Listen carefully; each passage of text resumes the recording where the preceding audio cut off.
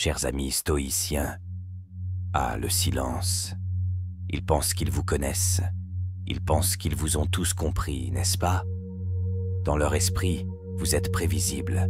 Vous mendirez, vous poursuivriez, vous vous effondrerez. Ils croient qu'ils tiennent les ficelles, qu'ils vous tirent ici, qu'ils vous poussent là. Un petit geste, un fil d'Ariane, et vous reviendrez en courant vers leur autel, tel un serviteur dévoué. Parce que c'est ce que tu es pour eux, n'est-ce pas? Une marionnette, un paillasson, quelqu'un qu'ils peuvent utiliser, renvoyer et invoquer à volonté. Mais voici la vérité. Ils ne vous connaissent pas le vrai toi. Peut-être avez-vous déjà joué ce rôle, en leur donnant vos larmes, vos explications, vos justifications interminables. Peut-être que vous vous êtes mis en quatre, avez baissé la voix, adouci votre force, juste pour qu'ils se sentent grands. Je me fiche de ce que tu étais avant ça. Marionnette, poubelle, paillasson, peu importe. Ce qui compte, c'est ce que vous deviendrez après ce moment. Vous voyez, le silence n'est pas passif. Ce n'est pas une retraite, c'est une arme, une frontière, une décision. C'est le moment où vous arrêtez de jouer à leur jeu et commencez à jouer au vôtre. Ils pensent qu'ils vous contrôlent? Oh, comme ils ont tort. Parce que quand vous arrêtez de parler, quand vous arrêtez de réagir, quand vous arrêtez de leur donner la satisfaction de votre énergie, ils perdent tout. Le pouvoir qu'ils pensaient avoir, disparu. Le contrôle qu'ils assumaient leur appartenait, éclaté. Votre silence est la seule chose qu'ils ne peuvent pas manipuler. C'est intouchable, incassable. C'est le miroir qui reflète leur propre arrogance, leur égoïsme, leur attitude superficielle. Laissez-les s'asseoir avec. Laissez-les s'étouffer avec le vide que vous laissez derrière vous. Ils vont se démener. Ils vont tâtonner. Ils vont essayer de vous provoquer. Mais ne leur dites pas un seul mot. Pas un soupir. Pas un murmure. Laissez votre silence rugir plus fort que tout. Ce que vous avez dit auparavant, ils s'attendaient à ce que vous jouiez le jeu, n'est-ce pas? Ils en étaient tellement sûrs. Pensaient-ils, montre.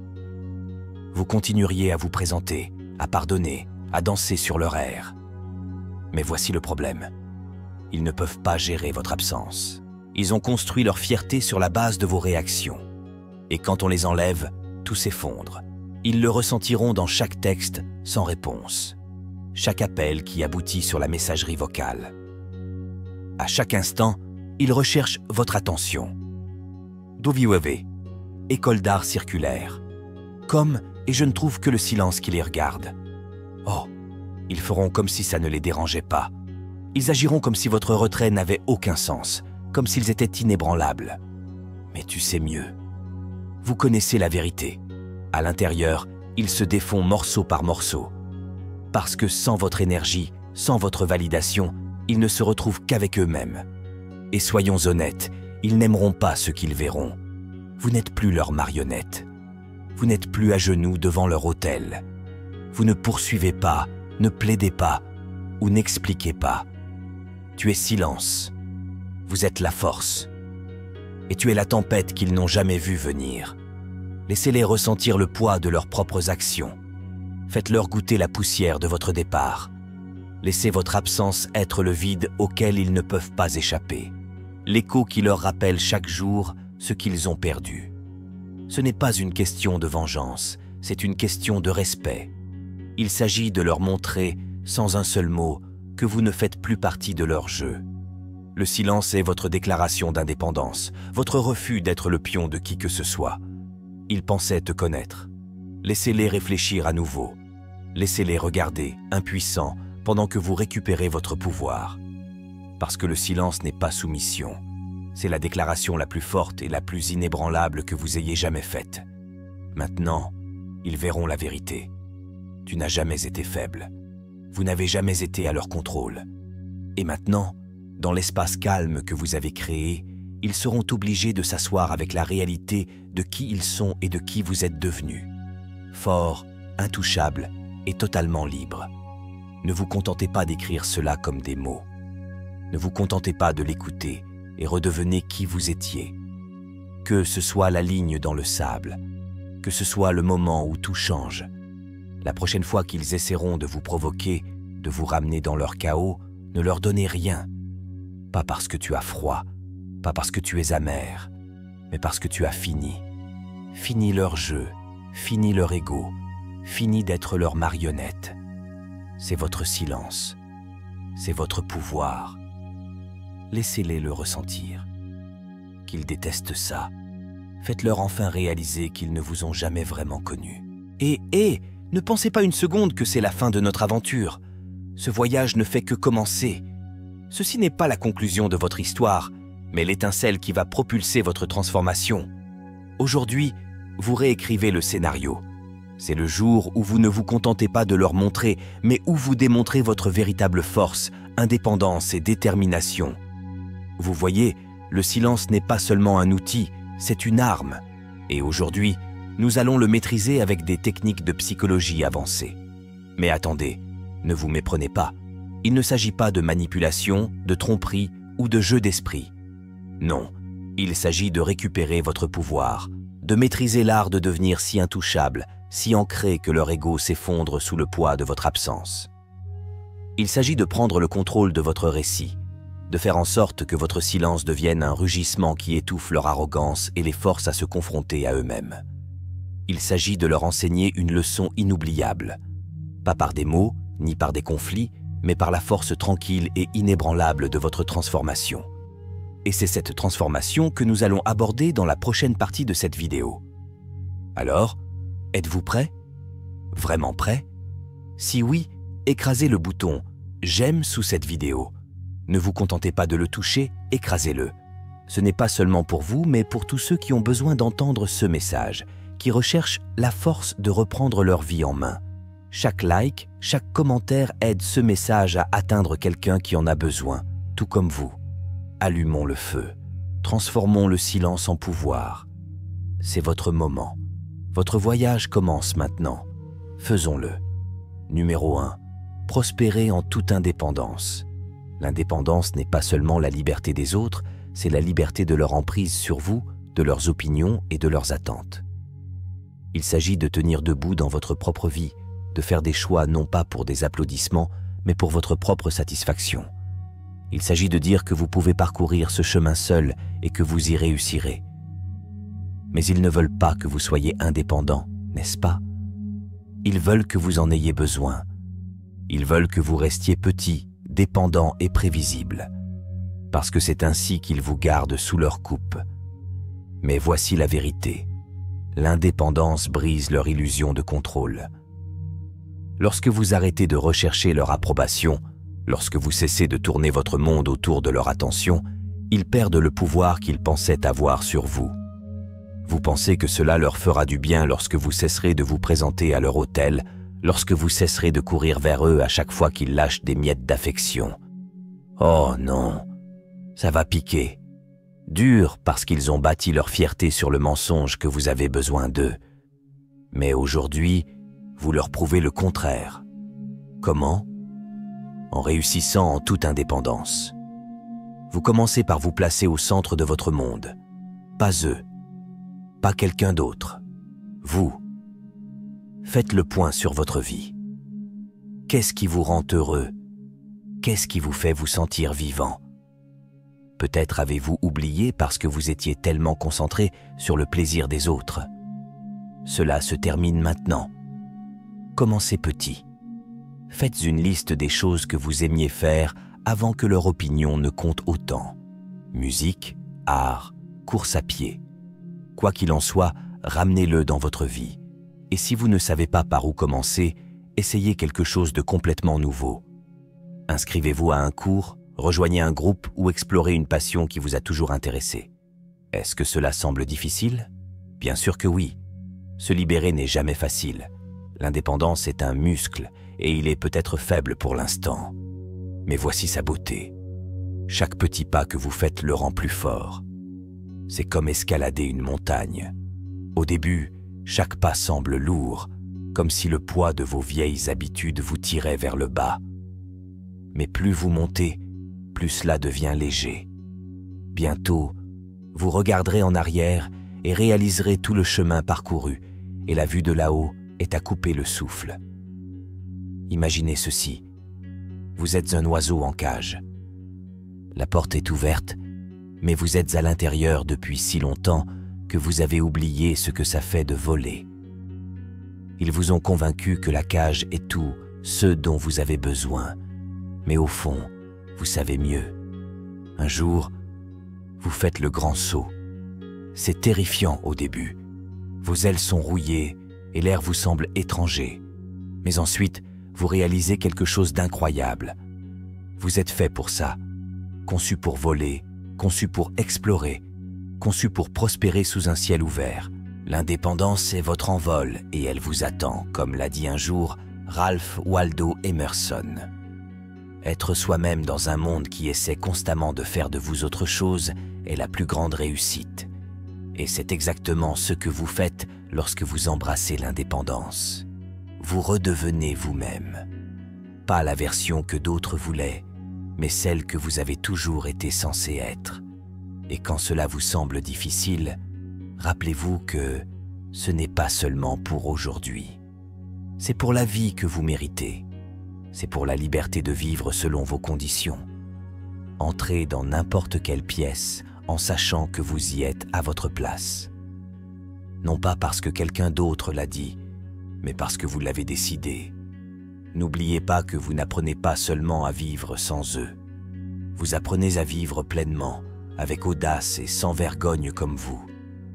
Vous n'avez besoin de la permission de personne pour prospérer. Vous n'avez besoin de l'approbation de personne pour grandir.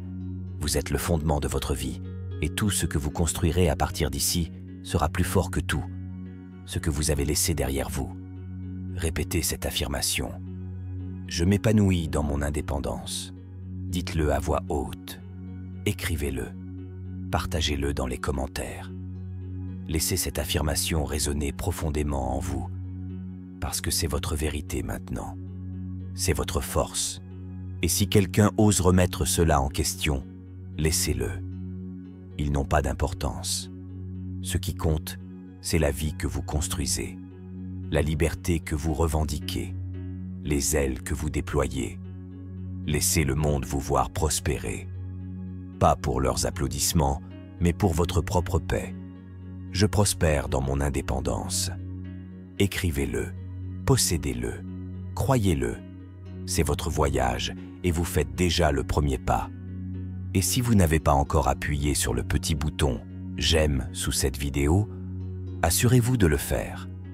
C'est une toute petite action pour vous, mais pour nous, cela signifie tout. Cela nous aide à grandir, à toucher plus de personnes et à continuer de créer du contenu qui vous donne du pouvoir. Deuxièmement, passez du temps avec des gens qui vous respectent. Respect. Parlons-en. Vous en avez tellement donné aux autres, n'est-ce pas?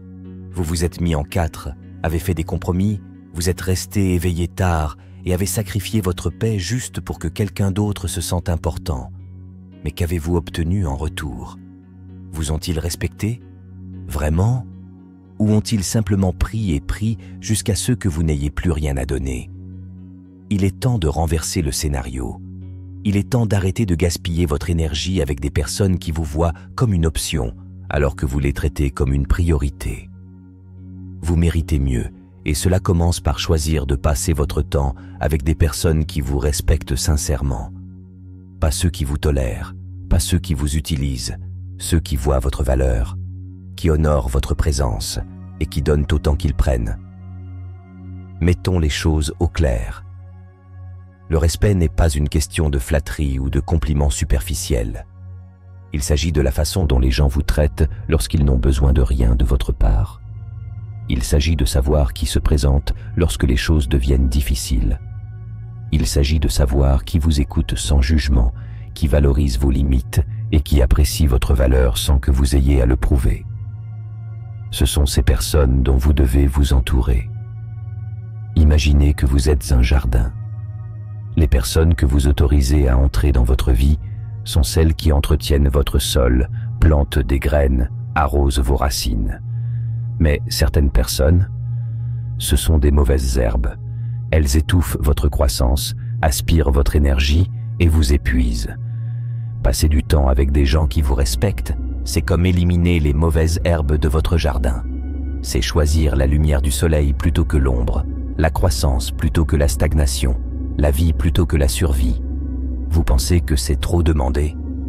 Ce n'est pas le cas. Les personnes qui comptent vraiment n'hésiteront pas à vous montrer du respect, car cela leur vient naturellement. Ils ne vous feront pas mendier. Ils ne remettront pas en question vos limites. Et ils n'essaieront certainement pas de vous manipuler en vous faisant croire que vous en demandez trop. Alors, à quoi ça ressemble de passer du temps avec des gens qui vous respectent? Cela commence par dire non à ceux qui ne le font pas. C'est la partie la plus difficile, n'est-ce pas? Coupez ceux qui font partie de votre vie depuis si longtemps que cela ne semble pas juste de les laisser partir. Même s'ils vous ont montré à maintes reprises qu'ils ne méritent pas une place dans votre vie. Mais voici la vérité. Vous ne pouvez pas faire de place aux personnes qui vous respectent tant que vous n'avez pas supprimé celles qui ne le font pas. La psychologie le confirme.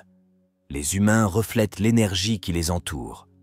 Passez du temps avec des gens qui vous critiquent, vous rabaissent ou profitent constamment de vous. Et devinez quoi? Vous commencerez à croire que vous le méritez.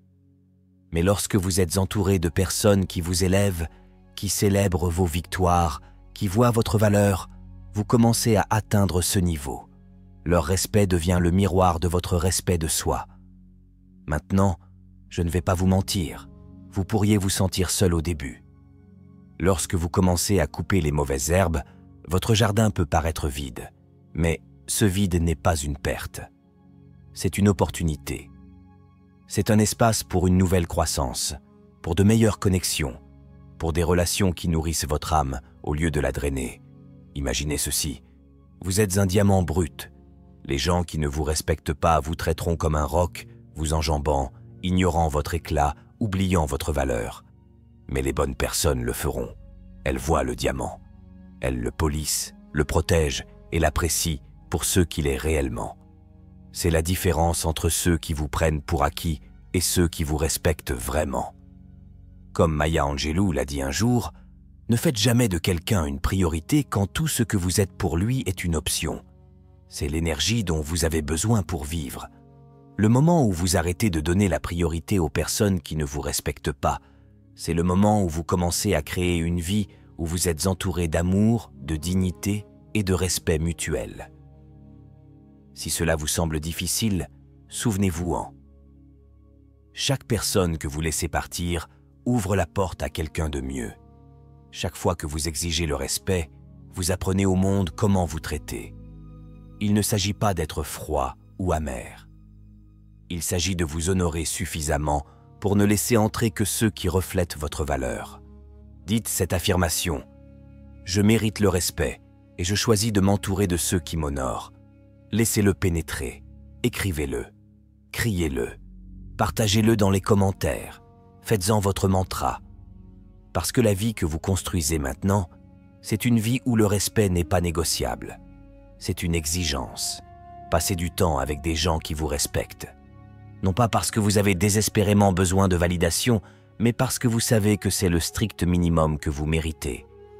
Et tous ceux qui ne peuvent pas y parvenir, laissez-les regarder de côté, pendant que vous vous épanouissez en compagnie de ceux qui vous voient vraiment. Je mérite le respect, et je choisis de m'entourer de ceux qui m'honorent. Dites-le, croyez-le, vivez-le. C'est votre heure, votre transformation. Et cela commence par choisir des personnes qui vous élèvent, au lieu de vous démolir. Partagez aussi votre position dans les commentaires, ce que vous ressentez en ce moment et ce que vous avez vécu. Prenez également un moment pour lire ce que d'autres ont partagé. C'est un excellent moyen de se connecter, de trouver du soutien et de vous rappeler que vous n'êtes pas seul dans ce voyage.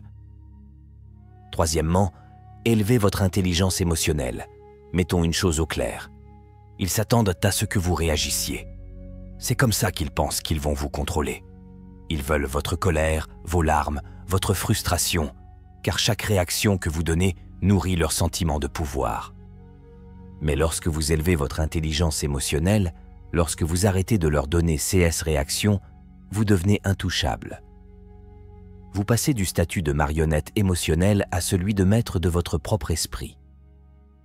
L'intelligence émotionnelle est la capacité de comprendre et de contrôler ses émotions tout en comprenant celles des autres. Il ne s'agit pas de supprimer ce que vous ressentez, il s'agit de le maîtriser. Lorsque vous êtes calme alors qu'ils se débattent, lorsque vous êtes calme alors qu'ils sont chaotiques, ils perdent l'emprise qu'ils pensaient avoir sur vous. Votre paix devient leur frustration, votre contrôle devient leur perte. Vous voulez qu'ils s'effondrent? Ne criez pas, ne discutez pas, n'expliquez pas, restez calme. Parce que rien n'est plus déstabilisant pour quelqu'un qui cherche à vous provoquer qu'un calme absolu et inébranlable. Ils vont tenter de comprendre pourquoi leurs mots ne sont pas efficaces, pourquoi leurs actions ne piquent pas, pourquoi leur jeu ne fonctionne plus. Et dans le silence de votre clarté émotionnelle, ils seront confrontés à une vérité qu'ils ne peuvent pas gérer. Ils ont perdu leur pouvoir sur vous. Comment élever votre intelligence émotionnelle? Vous commencez par vous connaître. À quand remonte la dernière fois que vous vous êtes assis avec vos émotions? Vraiment assis avec elles, au lieu de les fuir ou de les laisser exploser hors de vous. Ce n'est pas facile. La conscience de soi ne l'est jamais. Mais lorsque vous prenez le temps de comprendre ce qui vous déclenche et pourquoi, vous commencez à reprendre le contrôle de vos réactions. Imaginez ceci. Votre esprit est comme un thermostat. Quand quelqu'un essaie de vous provoquer, il fait monter la pression et essaie de vous faire perdre votre sang-froid. Mais l'intelligence émotionnelle vous permet de contrôler ce thermostat. Peu importe à quel point il tourne le cadran, vous restez à la température que vous choisissez.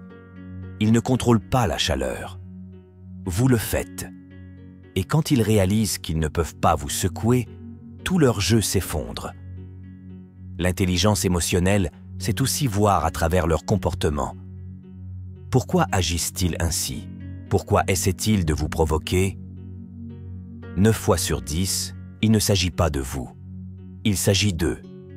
Leurs insécurités, leurs peurs, leurs besoins de contrôle. Lorsque vous comprenez cela, vous arrêtez de prendre leurs actions personnellement. Vous réalisez que leurs paroles et leurs comportements sont le reflet d'eux, pas de vous. C'est la liberté émotionnelle. C'est le pouvoir. Mais ne prétendons pas que cette transformation soit facile. Apprendre à contrôler ses émotions, à réagir au lieu de réagir, est l'une des choses les plus difficiles que vous ayez jamais faites. Il y aura des moments où vous aurez envie de crier, de riposter, de prouver votre point de vue. Ne le faites pas. Au lieu de cela, respirez profondément et demandez-vous, est-ce que cela vaut ma paix? Car 9 fois sur 10, la réponse est non. Développer l'intelligence émotionnelle demande de la pratique. Commencez petit. La prochaine fois que quelqu'un essaie de vous provoquer, faites une pause. Faites juste une pause. Comptez jusqu'à 3, respirez profondément et choisissez comment réagir. Cela peut sembler anormal au début, mais avec le temps, cette pause devient votre super pouvoir. C'est le moment où vous récupérez votre contrôle, votre calme, votre force. Imaginez que vous êtes une montagne. Le vent hurle, la tempête fait rage, mais vous restez inébranlable. C'est à cela que ressemble l'intelligence émotionnelle. Le monde peut vous jeter le chaos, mais vous restez enraciné, ancré, intouchable. Et quand la tempête passe, devinez quoi? Vous êtes toujours debout. Marc Aurèle, l'un des plus grands philosophes stoïciens, a dit « Vous avez le pouvoir sur votre esprit, pas sur les événements extérieurs. Comprenez-le et vous trouverez de la force. » C'est l'essence de l'intelligence émotionnelle. Vous ne pouvez pas contrôler ce que les autres disent ou font, mais vous pouvez contrôler la façon dont vous réagissez. Et cette réponse, ou l'absence de réponse, fera la différence entre rester piégé dans leur jeu ou s'élever au-dessus d'eux. Si cela vous semble difficile, souvenez-vous de ceci. Chaque fois que vous choisissez le calme plutôt que le chaos, vous construisez les bases d'une version plus forte et plus libre de vous-même. L'intelligence émotionnelle n'est pas seulement une compétence, c'est un bouclier. Il protège votre paix, votre énergie, votre vie. Et chaque fois que vous le pratiquez, vous renforcez vos limites, montrant au monde et à vous-même que vous êtes inébranlable. Dites cette affirmation. Je maîtrise mes émotions. Elles ne me maîtrisent pas. Écrivez-le. Dites-le à voix haute. Partagez-le dans les commentaires. Laissez-le pénétrer. parce que c'est la vérité sur laquelle vous construisez votre vie. Vous n'êtes pas esclave de vos émotions ou des manipulations de quelqu'un d'autre. Vous êtes calme, posé et en contrôle. Quand ils vous verront comme ça, quand ils verront qu'ils ne peuvent plus appuyer sur vos boutons, ils réaliseront qu'ils ne vous ont jamais vraiment connu. Ils verront la force de votre silence, la puissance de votre calme, et cela les ébranlera profondément. Je maîtrise mes émotions, elles ne me maîtrisent pas. Dites-le, possédez-le, vivez-le. C'est votre pouvoir et personne ne peut vous le prendre. Numéro 4. Renforcez votre présence physique. Votre présence physique est la première chose que les gens remarquent, avant même que vous prononciez un mot. C'est la déclaration silencieuse de qui vous êtes, un message de confiance, de force et de résilience. Et lorsque vous entrez dans une pièce avec un but précis, lorsque votre posture, votre énergie et votre présence exigent le respect, vous n'avez pas besoin de prononcer un seul mot pour leur faire ressentir votre pouvoir. Ils le sentiront. Croyez-moi, ils le feront. Mais voici le problème. Ils n'attendent pas cela de votre part. Ils sont devenus à l'aise de vous voir affalé, petit, peu sûr de vous. Ils ont supposé qu'ils vous avaient épuisé. Et maintenant, il est temps de leur montrer qu'ils avaient tort. Parce que lorsque vous renforcez votre présence physique, vous transformez non seulement la façon dont les autres vous voient, mais vous transformez également la façon dont vous vous voyez. Soyons réalistes, votre présence physique n'est pas seulement une question d'apparence. C'est une question d'énergie. Il s'agit de marcher comme si le sol sous vos pieds vous appartenait, de vous tenir comme si vous apparteniez où que vous soyez, et de bouger comme quelqu'un qui connaît sa valeur. Il s'agit d'envoyer un message sans avoir besoin de parler. Je suis là. Je suis fort. Je suis inébranlable. Comment faire? Commencez simplement. Redressez votre posture. Lorsque vous vous tenez droit, les épaules en arrière et la tête haute, vous projetez immédiatement de la confiance, même si vous ne la ressentez pas encore. Des études psychologiques ont prouvé que votre langage corporel n'influence pas seulement la façon dont les autres vous voient, il influence également la façon dont vous vous voyez. Lorsque vous vous sentez puissant, vous commencez à vous sentir puissant. Imaginez un lion marchant sur son territoire. Il ne se précipite pas, il ne se recroqueville pas. Il se déplace avec une force calme et délibérée, comme s'il savait qu'il était le roi de la jungle. C'est l'énergie que vous visez. Pas d'arrogance, pas d'agression, juste une force silencieuse et indéniable. Parlons maintenant des actions. Renforcer sa présence physique, c'est prendre soin de son corps. Pas pour quelqu'un d'autre, mais pour vous. Allez à la salle de sport, suivez un cours de yoga, allez courir. Bougez votre corps de manière à vous sentir fort et vivant. Il ne s'agit pas de répondre aux attentes des autres. Il s'agit de construire un corps aussi puissant que votre esprit. Lorsque vous entraînez votre corps, vous ne gagnez pas seulement en force. Vous vous prouvez que vous êtes capable de vous transformer.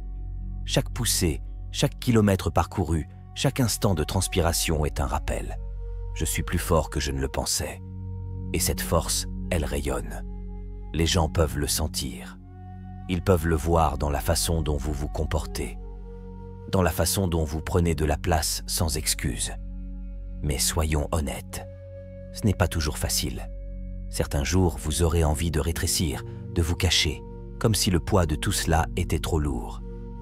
Et ces jours-là, vous devez vous rappeler que chaque pas que vous faites pour renforcer votre présence physique est un pas vers la récupération de votre pouvoir. Vous n'êtes pas obligé d'être parfait, il vous suffit de continuer à vous présenter.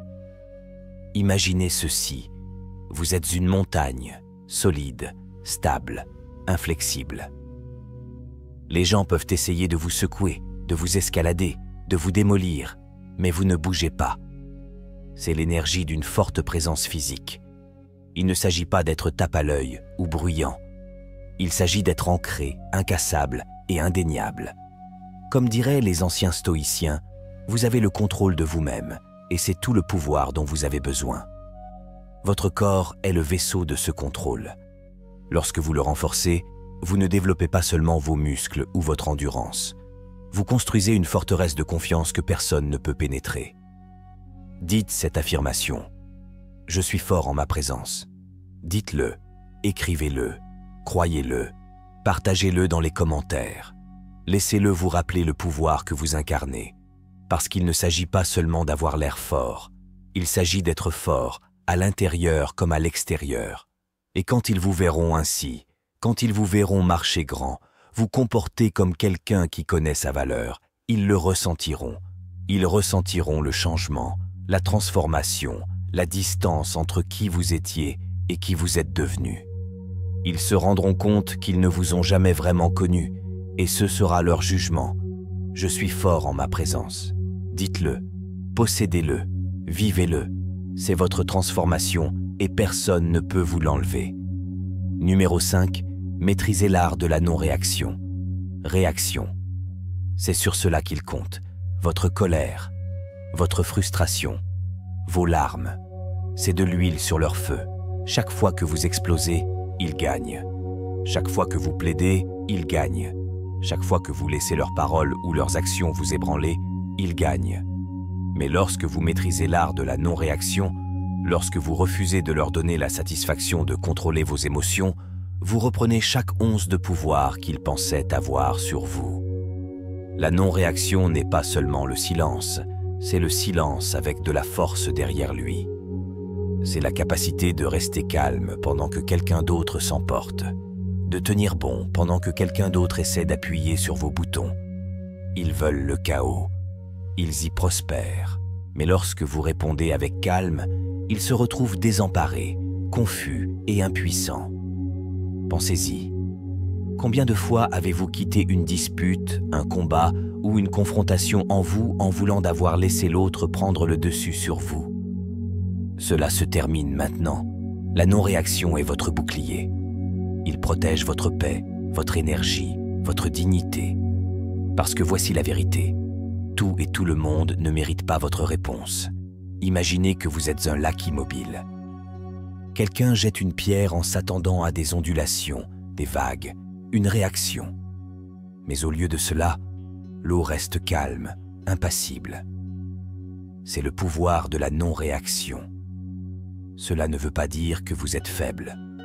Cela signifie que vous avez le contrôle. Et ce contrôle les terrifie. Sans vos réactions pour valider leur comportement, ils se retrouvent face à un miroir, obligés de faire face au vide de leurs actions. La non-réaction commence par la conscience de soi. Qu'est-ce qui vous déclenche? Qu'est-ce qui vous donne envie de vous déchaîner, de vous défendre, de prouver votre point de vue? Identifiez ces moments. Lorsque vous ressentez une montée de colère ou de douleur, faites une pause, respirez, comptez jusqu'à 3, jusqu'à 10, autant de temps qu'il vous faudra pour retrouver votre calme. Dans cette pause, vous récupérez votre pouvoir. Pendant cette pause, vous vous rappelez que votre paix compte plus que leur chaos. Ce n'est pas facile. En fait, c'est l'une des choses les plus difficiles que vous puissiez faire. Nous sommes programmés pour réagir, pour nous défendre, pour protéger notre ego. Mais la non-réaction n'est pas une question d'ego. C'est une question de sagesse. Il s'agit de comprendre que toutes les batailles ne valent pas la peine d'être menées. Et tous les maux ne méritent pas une réponse. Comme le croyaient les stoïciens, nous souffrons plus en imagination que dans la réalité. La plupart du temps, votre réaction n'est pas liée au moment présent. Il s'agit de l'histoire que vous avez construite dans votre tête. Laissez tomber cette histoire. Concentrez-vous sur le présent. Concentrez-vous sur le fait de rester calme. Imaginez ceci, vous êtes une montagne. Le vent hurle, la pluie tombe, mais vous restez inébranlable. Les gens pourraient crier, vous insulter ou essayer de vous provoquer. Mais comme cette montagne, vous ne bougez pas. La non-réaction est votre point d'ancrage. Elle vous permet de rester stable pendant que la tempête fait rage autour de vous. Permettez-moi de clarifier une chose. La non-réaction ne signifie pas que vous ignorez le problème. Cela ne veut pas dire que vous êtes faible. Cela signifie que vous choisissez judicieusement vos batailles. Vous décidez de ne pas gaspiller votre énergie pour des personnes ou des situations qui ne le méritent pas. La non-réaction n'est pas passive. C'est l'acte ultime de maîtrise de soi. Voici le point crucial. Lorsque vous arrêtez de réagir, vous modifiez l'équilibre des pouvoirs. Ils se démèneront, essayant de plus en plus de vous provoquer, mais leurs tentatives échoueront. Ils deviendront frustrés, confus, voire désespérés. Et à ce moment-là, ils se rendront compte qu'ils ne tiennent plus les ficelles. Vous les avez coupés. Ils n'ont aucun pouvoir ici. Dites cette affirmation. Je choisis le calme plutôt que le chaos. Laissez-le pénétrer. Dites-le à voix haute. Écrivez-le. Partagez-le dans les commentaires. Chaque fois que vous ressentez le besoin de réagir, répétez-le vous-même. Je choisis le calme plutôt que le chaos parce que c'est exactement ce que vous faites. Vous choisissez la paix plutôt que le drame, la force plutôt que la faiblesse, le contrôle plutôt que le chaos. Et voici sa beauté. La non-réaction ne vous protège pas seulement, elle vous transforme. Chaque fois que vous le pratiquez, vous devenez plus fort, plus ancré, plus résilient. Les choses qui vous ébranlaient ne vous toucheront même plus. Vous traverserez la vie comme cette montagne, stable et inflexible, pendant que d'autres s'épuisent à essayer de provoquer une réaction. Je choisis le calme plutôt que le chaos. Dites-le, vivez-le, soyez-le. C'est votre pouvoir maintenant, et personne ne peut vous le prendre. Montrez-leur la force de votre silence, le contrôle de votre calme. Faites-leur réaliser qu'ils ne vous ont jamais vraiment connus et laissez-les s'effondrer sous le poids de leur propre chaos. Vous vous élevez au-dessus. À chaque fois. Numéro 6. Construisez un cercle restreint solide. Soyons réalistes, les personnes avec lesquelles vous vous entourez vous élèvent ou vous tirent vers le bas. Il n'y a pas d'intermédiaire. Si vous avez consacré votre énergie à des relations qui vous épuisent, vous sous-évaluent ou vous manquent de respect, il est temps de changer la donne. Votre entourage n'a pas pour objectif d'avoir le plus de monde. Il s'agit d'avoir les bonnes personnes.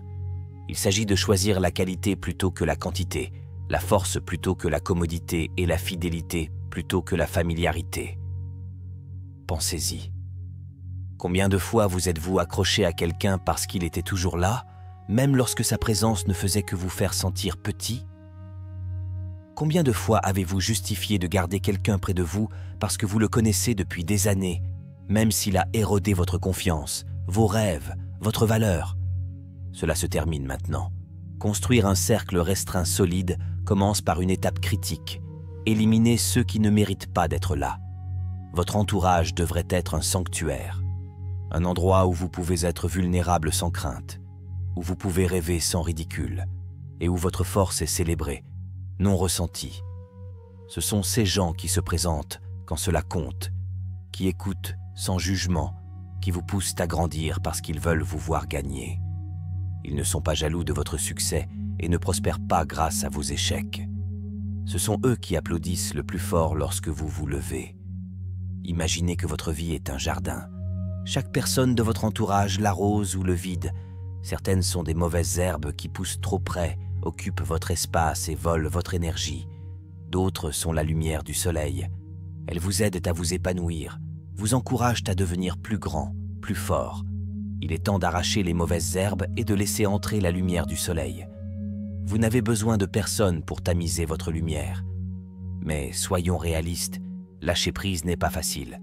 Couper les liens avec les gens, même les plus toxiques, peut donner l'impression de se sentir seul. C'est tentant de s'accrocher parce que c'est familier. Mais voici la vérité. Chaque personne que vous laissez partir fait de la place à quelqu'un de meilleur. Chaque mauvaise herbe que vous arrachez donne à votre jardin une chance de prospérer. Construire un cercle intime solide signifie avoir confiance que les bonnes personnes entreront dans votre vie lorsque vous leur ferez de la place. Entourez-vous de personnes qui vous inspirent, des gens qui voient votre valeur, qui vous défient de la meilleure des manières, qui vous font vous sentir vivant et imparable. La psychologie prouve que nous reflétons les traits de nos proches. Si vous voulez grandir, vous devez être entouré de personnes qui grandissent également. Si vous voulez de la force, recherchez ceux qui sont forts. Laissez leur énergie refléter la vôtre et l'amplifier. Dites cette affirmation. Je crée un cercle de force et de respect. Écrivez-le. Dites-le. Partagez-le dans les commentaires. Laissez-le vous rappeler que votre temps, votre énergie, votre présence sont des cadeaux et que seuls ceux qui les apprécient devraient être autorisés à y entrer. Construisez votre cercle avec soin, gardez-le farouchement et observez comment votre vie se transforme lorsque vous êtes entouré de gens qui vous voient et vous soutiennent vraiment. Je crée un cercle de force et de respect. Dites-le, vivez-le, croyez-le. C'est votre fondation, votre pouvoir, votre maison. Choisissez judicieusement vos collaborateurs et laissez-les vous aider à vous élever. Numéro 7. Définissez et respectez vos limites. Frontières. Le mot à lui seul met certaines personnes mal à l'aise, n'est-ce pas? C'est parce que les frontières sont là où s'arrête le contrôle. Où les attentes et les exigences de quelqu'un d'autre heurtent le mur de votre respect de soi. Des gens qui ne vous respectent pas, ils détestent les limites. Ils vous traiteront de froid, d'égoïste ou de distant. Mais voici la vérité. Ils qualifient cela d'égoïste seulement lorsque cela ne leur sert plus. Les frontières n'ont pas pour but d'empêcher les gens d'entrer. Elles visent à protéger ce qu'il y a à l'intérieur. Votre paix, votre énergie, votre estime de soi, tout cela est sacré et tout le monde ne mérite pas d'y avoir accès. Lorsque vous définissez et respectez vos limites, vous envoyez un message clair. Je m'apprécie trop pour te laisser violer cet espace. Ce n'est pas de l'arrogance.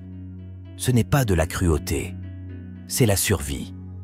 Et dès que vous fixez ces limites, dès que vous les appliquez, vous commencez à éliminer les gens qui n'étaient là que pour ce qu'ils pouvaient prendre. Vous avez probablement déjà entendu cela, mais ils font partie de votre famille ou ils sont vos amis depuis des années.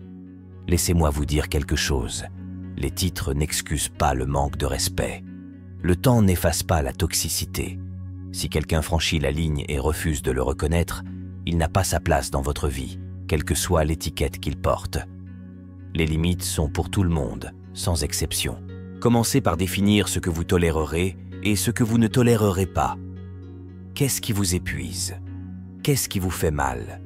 Qu'est-ce qui dépasse les limites? Soyez honnête avec vous-même, brutalement honnête. Si le comportement de quelqu'un mine votre paix, votre confiance ou votre bonheur, c'est là que doit être votre limite. Écrivez-le si nécessaire, rendez-le concret. Il est plus facile de respecter une ligne que vous pouvez clairement voir. Maintenant, voici la partie la plus difficile. Faire respecter ses limites. C'est là que la plupart des gens hésitent. Il ne suffit pas de le dire. Je ne tolère pas le manque de respect. Il faut le montrer. Lorsque quelqu'un franchit votre ligne, vous devez le signaler. Calmement, fermement, sans excuse. Il ne s'agit pas de déclencher un combat, il s'agit de tenir bon. Et s'il vous ignore, s'il vous repousse, c'est à ce moment-là que vous vous éloignez. Aucun avertissement, pas de seconde chance. Respecter vos limites est une déclaration. Ceci est ma ligne, et si vous ne pouvez pas la respecter, vous ne pouvez pas rester. Imaginez que vous êtes un château. Vos limites sont les murs, les portes, les douves. Sans eux, n'importe qui peut entrer, prendre ce qu'il veut et vous laisser en ruine. Mais avec ces murs en place, avec les portes fermées à quiconque ne respecte pas votre espace, votre château devient une forteresse. Sécurisé, impénétrable. Et les gens qui comptent, ils respecteront les murs. Ils frapperont à la porte et attendront qu'on les laisse entrer. Laissez-moi vous prévenir. Lorsque vous commencerez à imposer vos limites, certaines personnes riposteront. Ils vous culpabiliseront, ils vous manipuleront. Ils essaieront de vous faire sentir petit pour avoir osé vous protéger. Ne tombez pas dans le panneau. Leur inconfort n'est pas votre problème. C'est un signe que votre limite fonctionne. Les personnes qui vous apprécient vraiment ne seront pas bouleversées par vos limites. Elles les respecteront. Et ceux qui ne le font pas, laissez-les partir.